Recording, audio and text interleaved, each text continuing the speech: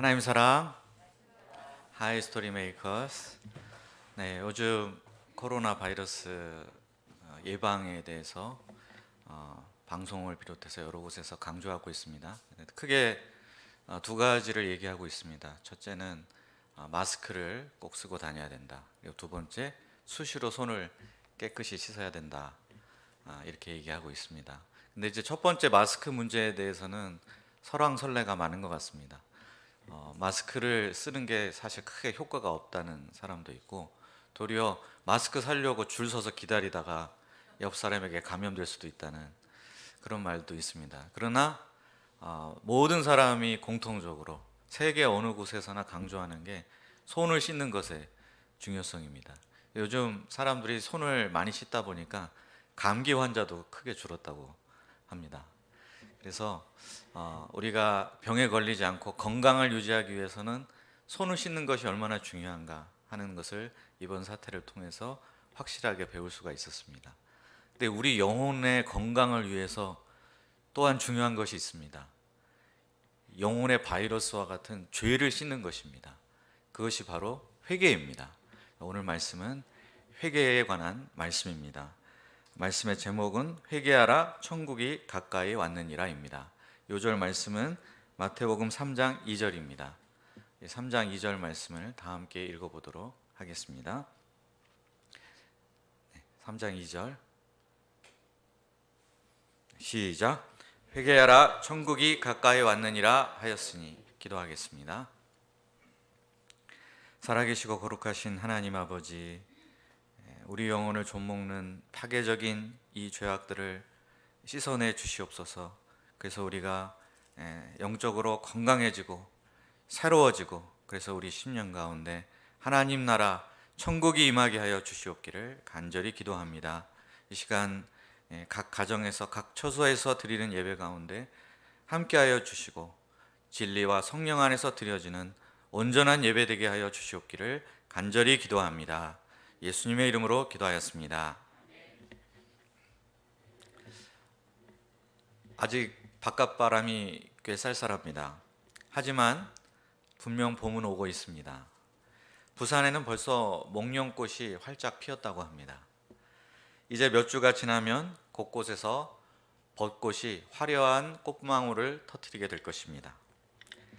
그런데 올해만큼 봄이 오는 것을 우리가 체감하기 어려운 해가 또 있었나 싶습니다. 왜냐하면 코로나19 바이러스 사태 때문에 우리가 좀처럼 밖에 나갈 일이 없어졌기 때문입니다. 벚꽃 축제로 유명한 진해의 군항제가 있습니다. 그런데 이 축제가 생겨난 지 처음으로 57년 만에 올해 군항제 행사가 전면 취소되었다고 합니다. 이렇게 우리 마음이 계속 꽁꽁 얼어붙어 있는 한 봄을 느낄 수는 없을 것 같습니다. 그런데 오늘 말씀은 이 땅 가운데 천국이 이미 왔다라고 선포하고 있습니다. 그런데 이 천국 역시 모든 사람이 다 똑같이 경험하게 되는 것은 아닙니다. 어떤 사람은 그 천국이 임할 수도 있지만 어떤 사람의 심령에는 여전히 겨울과 같이 꽁꽁 얼어붙은 상태가 계속될 수도 있습니다. 그러면 우리가 이 봄과 같은 천국을 경험하려면 무엇을 해야 될까요? 오늘 말씀을 통해서 코로나 바이러스로 인해서 얼어붙은 우리 마음 가운데 따스한 봄날과도 같은 천국이 임할 수 있기를 간절히 기도합니다. 예수님께서 갈릴리 나사렛에서 청년기를 보내고 있으실 때였습니다. 이때 세례 요한이 유대 광야에서 혜성처럼 나타났습니다. 세례 요한이 그럼 세상을 향해서 전파한 메시지가 무엇이었을까요? 2절을 우리 다시 한번 함께 읽어보도록 하겠습니다. 시작. 회개하라 천국이 가까이 왔느니라 하였으니. 요한이 이런 메시지를 전파하는 근거가 무엇일까요? 그 근거는 바로 선지자 이사야의 말씀 속에 있습니다. 이사야서 40장 3절. 이사야는 예수님이 오시기 전에 누군가 나타나서 그분의 길을 예비하게 될 것이라고 예언했습니다. 그런데 그 말씀대로 요한이 나타나서 예수님의 길을 준비하고 있습니다. 메시아의 선구자인 세례 요한은 어떤 삶을 살았을까요? 4절을 보십시오. 우리 4절 말씀도 함께 읽어보겠습니다. 시작.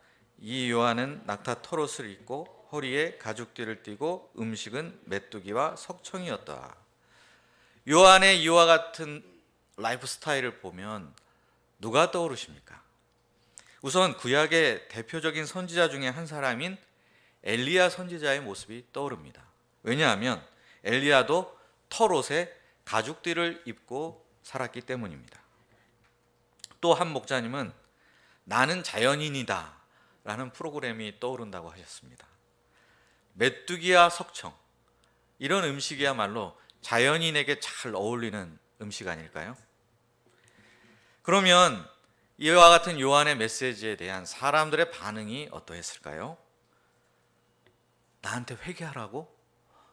너무 부담스러워. 됐거든요. 세례 요한? 그 사람 그 광야에서 그 엘리야 코스프레나 하고 이상한 것만 먹는 그 이상한 사람 아니야? 이런 식의 반응이 주로 나왔을 것 같습니다. 그런데 실제는 그렇지가 않았습니다. 5절 6절 이렇게 말하고 있습니다. 이때 예루살렘과 온 유대와 요단강 사방에서 다 그에게 나와 자기들의 죄를 자복하고 요단강에서 그에게 세례를 받더니, 놀랍습니다. 의외로 많은 사람들이 유대 곳곳에서 사방에서부터 몰려와서 세례 요한 앞으로 나왔습니다. 그리고 각자 자기들의 죄를 다 자복했습니다. 한 사람이 눈물과 콧물을 쏟으면서 그동안 자신이 지었던 모든 죄를 고백하고 뉘우쳤습니다. 그러자 옆에 있던 사람도 그 말에 용기를 얻어서 자신의 죄를 고백하고 세례를 받았습니다. 요한은 왜 회개한 사람들에게 세례를 베풀었을까요? 당시의 세례는 이방인들이 유대인들의 회당 예배에 참석하도록 하려고 할 때 부정한 이방인을 정결케 하기 위한 의식으로 치러졌던 예식이었습니다. 그런데 요한은 파격적이게도 이 세례를 이방인들이 아닌 유대인들을 향해서 지금 베풀고 있습니다. 이것이 의미하는 바가 무엇일까요? 이것은 당신들 유대인들, 이방인들하고 뭐 다른 줄 알아? 당신들 역시 하나님 앞에선 똑같은 죄인이야. 하나님 앞에서는 회개해야 될 죄인들이라고, 이런 말을 지금 세례의식을 통해서 전달하고 있는 것입니다. 하지만 세례 요한의 이 메시지에 전혀 동의할 마음이 없는 사람들도 있었습니다. 그들이 누구일까요? 7절을 보십시오. 요한은 많은 바리새인들과 사두개인들이 세례 베푸는 데로 오는 것을 보았습니다. 그리고 이렇게 외쳤습니다. 반갑습니다. 잘 오셨습니다. 라고 하지 않았습니다. 요한의 첫 마디가 무엇입니까? 독사의 자식들아, 누가 너희를 가르쳐 임박한 진노를 피하라 하더냐. 바리새인과 사두개인은 당대의 종교계의 두 거물 그룹이었습니다. 이런 그들을 향해 요한은 독사의 자식들아 하면서 독서를 퍼부었습니다. 그들이 하나님의 심판을 결코 피할 수 없음을 강력하게 경고했습니다. 요한이 왜 이렇게 했을까요? 이는 그들에게 회개하는 신용만 있었을 뿐이지 회개에 합당한 열매가 전혀 보이지 않았기 때문입니다. 그들이 이렇게 적당하게 회개할 수 있었던 것은 다 믿는 구석이 있었기 때문입니다. 그들이 믿는 구석이 무엇이었을까요? 그것은 바로 자신들이 아브라함의 자손이라는 자부심이었습니다.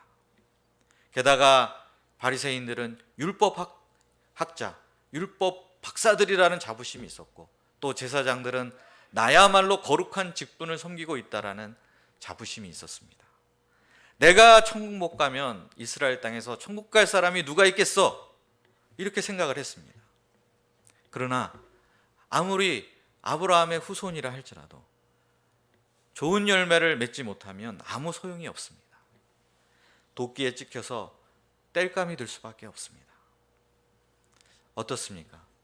세례 요한은 요즘식으로 표현하면 이 사람들에게 엄청난 팩트 폭력을 가하고 있는 셈입니다. 근데 죽이려는 것이 아니라 살리기 위한 팩트 폭력입니다. 그런데 요한은 여기서 가장 중요한 팩트, 꼭 알아야만 하는 팩트 한 가지를 잊지 않고 전했습니다. 11절 말씀을 보십시오. 우리 다 함께 11절 말씀을 읽어보겠습니다. 시작. 나는 너희로 회개하게 하기 위하여 물로 세례를 베풀거니와 내 뒤에 오시는 이는 나보다 능력이 많으시니 나는 그의 신을 들기도 감당하지 못하겠노라. 그는 성령과 불로 너희에게 세례를 베푸실 것이요. 요한은 물로 세례를 베풀었습니다. 그러나 요한 뒤에 오시는 분, 곧 예수님은 성령과 불로 세례를 베푸실 것입니다. 예수님은 세례 요한과 이처럼 아예 클래스가 다른 분이십니다. 그래서 요한은 자신은 예수님의 신을 들 자격조차 없다라고 고백했습니다. 그러면 성령과 불로 세례를 베푼다는 것은 무슨 뜻일까요? 여기서 성령은 구원을 말하고 불은 심판을 뜻합니다. 예수님은 손에 키를 들고 계십니다. 키가 무엇입니까? 키는 열쇠가 아니라 바람을 이용하여 곡식의 알곡과 쭉정이를 가르는 도구입니다. 예수님은 이 키를 들고 알곡은 모아서 곡간으로 들이시고 쭉정이는 모아서 불에 태워 없애버리십니다. 예수님은 이처럼 사람의 생명을 구원하시고 살리실 수도 있고 또 영벌에 처하실 수 있는 구원과 심판의 주님이 되십니다. 이 예수님은 회개에 합당한 열매를 맺게 되면 천국으로 그 사람을 인도해 드리시고, 회개에 합당한 열매를 맺지 못하고 죄 씻음을 받지 못한 사람은 지옥으로 보내실 수밖에 없습니다. 그러면 오늘 말씀에서 가장 중요한 단어가 무엇일까요? 무엇일까요? 회개입니다. 맞습니다.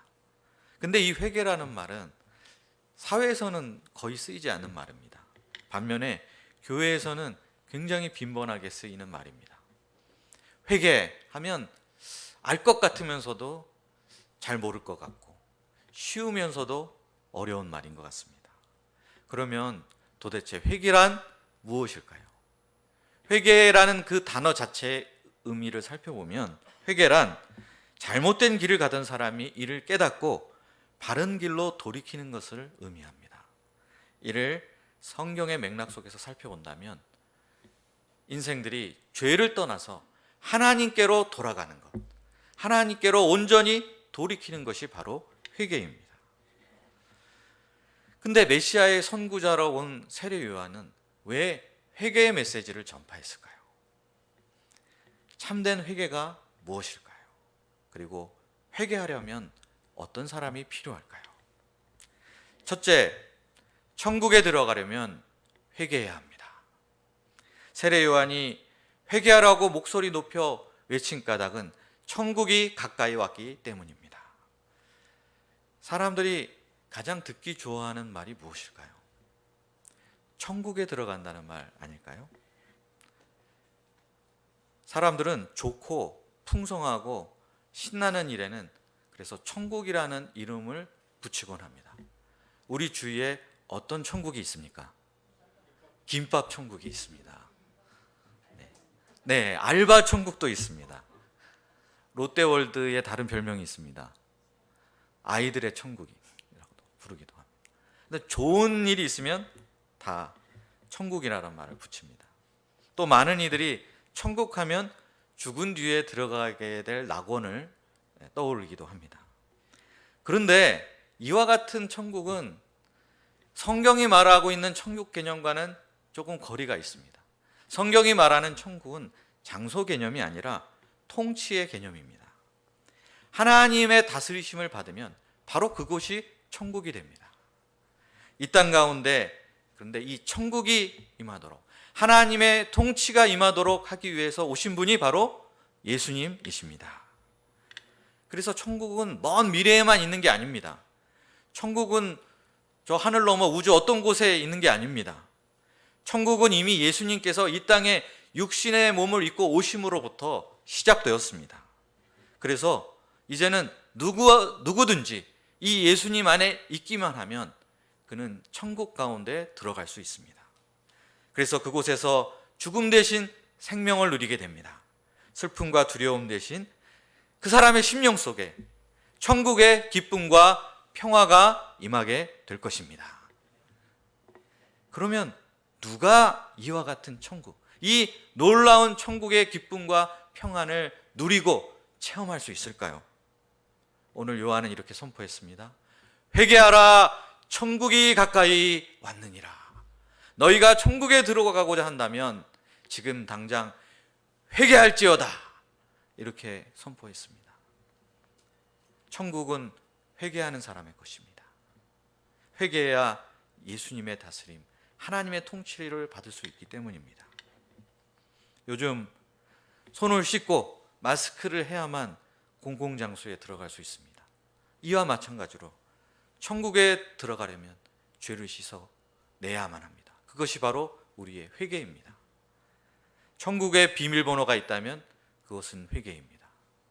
따라서 회개하라는 말씀은 부담을 주려는 말씀이 아닙니다. 우리를 괴롭히려는 말씀이 아닙니다. 회개하라, 이 말씀은 우리를 천국으로 초대하는 초대장이요 안내장이라고 말할 수 있습니다. 이 땅 가운데, 이 한반도 가운데 본격적으로 그리스도의 계절이 임하게 된 한 사건이 있습니다. 그 결정적인 사건이 바로 1907년부터 시작된 평양 대부흥 운동입니다. 그러면 이 평양 대부흥 운동은 어떻게 시작되었을까요? 많은 분들이 잘 아시는 대로 평양에서 열렸던 사경의 도중에 길선주 장로님, 후에 이분은 목사가 됩니다. 근데 길선주 장로님이 많은 사람들 앞에서, 그리고 하나님 앞에서 자신의 체면, 나이, 이 모든 것을 다 내려놓고 진솔하게 회개를 함으로부터, 거기서부터 출발되었습니다. 길선주 장로님은 이런 죄를 고백했습니다. 자신의 친구가 죽으면서 남아있는 가족들을 돌봐달라고 돈을 맡겼습니다. 그런데 길선주 장로님은 그 돈을 야금야금 자기를 위해서 다 써버리고 말았습니다. 이 죄를 사람들 앞에서 있는 그대로 다 고백했습니다. 이를 계기로 그 자리에 왔던 사람들이 너도 나도 앞다투어서 저도 죄인입니다. 저는 그보다 더한 죄를 지었습니다. 저는 죄인 중에 괴수입니다. 이렇게 하나님 앞에 나가서 죄를 고백하고 하나님의 용서를 구하는 기도를 드렸습니다. 이 회개 운동이 평양으로부터 시작돼서 전국으로 들불처럼 삽시간 내에 번져나가기 시작했습니다. 이와 같은 회개가 있는 곳마다 그곳에 부흥이 일어났습니다. 이같이 회개한 사람의 심령에 천국이 임했습니다. 우리 중에 수양회를 통해서 처음 예수님을 만나고 천국을 맛보신 분들이 많이 있습니다. 그런데 우리가 수양회 때 가서 주로 무엇을 했습니까? 뭐 다른 특별한 것이 한 게 있습니까? 우리는 말씀을 듣고 소감을 쓰면서 하나님 앞에서 나의 죄를 깨닫고, 그리고 그것을 그대로 가감없이 고백하고 또 이걸 사람들 앞에서 나누기까지 했습니다. 바로 그렇게 했을 때 우리들은 천국을 맛보았습니다. 하나님의 통치가 우리 인생 가운데 들어오는 것을 경험했습니다. 지금도 별반 다를 것이 없습니다. 하나님의 놀라운 은혜, Amazing Grace를 경험해 보고 싶지 않으십니까? 천국을 누리고 싶지 않으십니까? 우리 마음에서 어두움과 죽음의 세력이 물러가고 빛과 생명력이 충만한 인생을 살고 싶지 않으십니까? 그렇다면 다른 거 필요 없습니다. 우리는 회개해야 합니다. 주님은 우리에게 뭐 다른 열심을 내어라, 무슨 일을 성취해라, 이런 것을 먼저 요구하지 않으십니다. 다만 회개하기만 하면 천국을 선물로 주시겠다고 약속하십니다. 우리가 회개함으로 천국을 누릴 수 있기를 간절히 기도합니다. 그리스도의 계절이 우리의 진실한 회개를 통해서 이 땅 곳곳 가운데 임할 수 있기를 간절히 기도합니다. 둘째, 진정한 회개를 하려면 회개에 합당한 열매를 맺어야 합니다. 세례 요한은 바리새인과 사두개인을 향해서 회개에 합당한 열매를 맺으라 일갈했습니다. 회개는 내가 범한 죄에 대해서 마음 아파하고 진심으로 슬퍼하는 것입니다. 또 거룩하신 하나님 앞에서 죄인된 나로서 두렵고 떨리는 마음으로 서는 것이 바로 회개입니다. 그런데 이런 모든 것들은 다 마음속에서 일어나는 일들이기 때문에 우리 눈에 보이지 않습니다. 그래서 얼마든지 회개했다라고 말만 하고 얼버무릴 수가 있습니다. 대충 회개한 척하고 지나갈 수도 있습니다. 심지어 눈물을 흘리며 회개한다고 하지만 그 눈물이 회개의 눈물이 아니라 사실은 자기 연민의 눈물일 수도 있습니다. 그러면 어떻게 진짜 회개를 했는지 알 수가 있을까요? 바로 요한이 말한 대로 열매를 보면 알 수 있습니다. 열매가 무엇일까요? 회개에 합당한 열매란 삶의 변화, 행동의 변화를 의미합니다. 세리장이었던 삭개오가 예수님을 만나고 나서 스스로 이렇게 선언을 했습니다. 제가 세번역 말씀으로 누가복음 19장 8절을 읽어보겠습니다. 주님 보십시오. 내 소유의 절반을 가난한 사람들에게 주겠습니다. 또 내가 누구에게로 강제로 빼앗아 간 것이 있다면 4배로 하여 갚아주겠습니다. 이렇게 말했습니다. 그 본문 속에 보면 삭개오가 회개했다라는 표현 자체는 없습니다. 그러나 우리는 삭개오가 이렇게 삶이 변화되고 행동이 변화된 것을 보고 그가 진정한 회개를 했다라는 것을 얼마든지 알 수 있습니다. 아무런 삶의 변화가 없다면 그 회개는 가짜 회개일 것입니다. 그런데 우리로 하여금 참된 회개를 가로막게 하는 장애물이 하나 있습니다. 그것이 무엇일까요? 바로 헛된 자부심입니다. 나는 신앙생활한 지 오래됐다는 자부심, 그래도 내가 목자라는 자부심, 모태신앙인이라는 자부심, 남들보다 더 열심히 수고해야 하고 헌신했다는 자부심, 나는 이미 천국행 티켓을 손에 쥐었다는 자부심, 이와 같은 자부심들이 그 자체가 나쁜 것은 아니지만 그것이 우리의 회개를 방해하는 요소로 작용할 수 있습니다. 우리가 진짜 회개하려면 이런 자부심들이 와장창창 하고 일단 다 깨어져야 됩니다. 내가 스스로 깨트리지 않는다면 하나님께서는 우리 삶에 개입하셔서 어떠한 사건들을 통해서 이와 같은 자부심들이 산산조각 부서지도록 역사하실 수도 있습니다. 우리는 자신의 죄를 진심으로 애통하게 여기며 회개에 합당한 열매에 맺기에 힘써야 하겠습니다. 그렇게 할 때 예수님은 우리를 알곡으로 인정하시고 거두어서 곳간에 들이실 것입니다. 그렇지 않으면 우리는 쭉정이가 됩니다. 쭉정이가 되어서 바람에 날아가 버리거나 겨가 되어서 불태워 없어질 수도 있습니다. 이 시간 우리가 왕 되신 주님 앞에 나가서 나 자신을 진솔하게 되돌아볼 수 있기를 기도합니다. 그래서 우리가 쭉정이가 아니라 알곡이 되어서 천국에 들어갈 복된 사람들 될 수 있기를 기도합니다. 셋째로, 회개하려면 누군가 회개의 메시지를 전해줄 사람이 필요합니다. 죄를 고백하는 것은 유쾌한 일이 아닙니다. 부끄러운 일입니다. 괴로운 일입니다. 그런데 왜 사람들이 멀리서부터 찾아와서 세례 요한 앞으로 나왔을까요? 그리고 그 요한 앞에서 자신의 죄를 다 자복했을까요? 이는 요한에게서 그들의 영혼을 감동시키는 메시지가 들려왔기 때문입니다. 요한의 메시지에는 특징이 있습니다. 화려하거나 수사학적인 기교가 전혀 없습니다. 그의 메시지는 너무 거칠고 투박합니다. 그의 삶도 아주 단순하고 소박합니다. 그런데 요한의 메시지에는 진실을 전하는 힘이 있었습니다. 그의 삶이 뒷받침해주는 파워가 있었습니다. 한마디 한마디에 간절함이 배어 있었습니다. 얼핏 꾸짖는 것처럼 들리는 그 음성 아래로 흐르는 목자의 심정과 사랑이 있었습니다. 그래서 사람들은 그가 전한 말씀을 듣고서 죄를 고백하고 회개했습니다.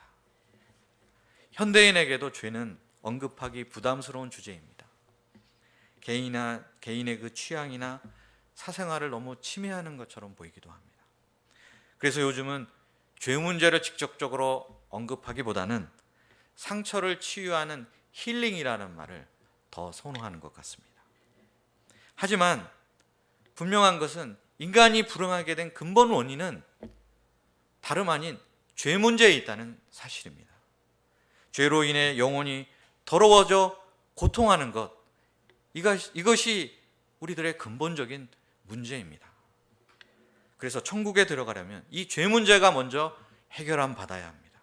죄로 더러워진 마음이 반드시 씻김을 받아야 합니다. 이것이 팩트입니다. 그런데 사람이 스스로 회개하기가 쉽지 않습니다. 그래서 도와주는 사람이 필요합니다. 회개를 돕고 그 사람이 예수님 앞에 나갈 수 있도록 도와줄 사람이 필요합니다. 죄를 분별하고 죄인의 고통을 이해하고 죄를 벗도록 도와줄 목자가 필요합니다. 1:1 성경 선생, 목자는 바로 이 세례 요한과 같은 존재라고 할 수 있습니다. 죄 문제를 안고 괴로워하며 도움을 갈망하는 영혼들은 도처에 널려 있습니다. 그들을 그냥 내버려 두면 어떻게 되겠습니까? 죄에 빠져서 방탕한 삶을 즐기다가 결국에는 인생을 다 낭비하고 쭉정이처럼 아무것도 남기지 못한 채 아무런 열매도 없이 허무한 인생을 마치게 될 것입니다. 그 과정 속에서 자신도 원치 않게 주위 사람들에게 실망과 상처를 주고 자신의 삶과 인격을 파괴시키고 말 것입니다. 이게 바로 지옥 아닙니까?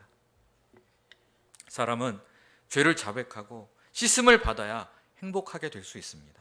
회개하고 정결케 되어야만 천국을 맛볼 수 있습니다. 죄인을 찾아가 말씀을 전하며 회개하도록 돕는 목자 1:1 성경 선생이 절대적으로 필요한 이유가 바로 여기에 있습니다.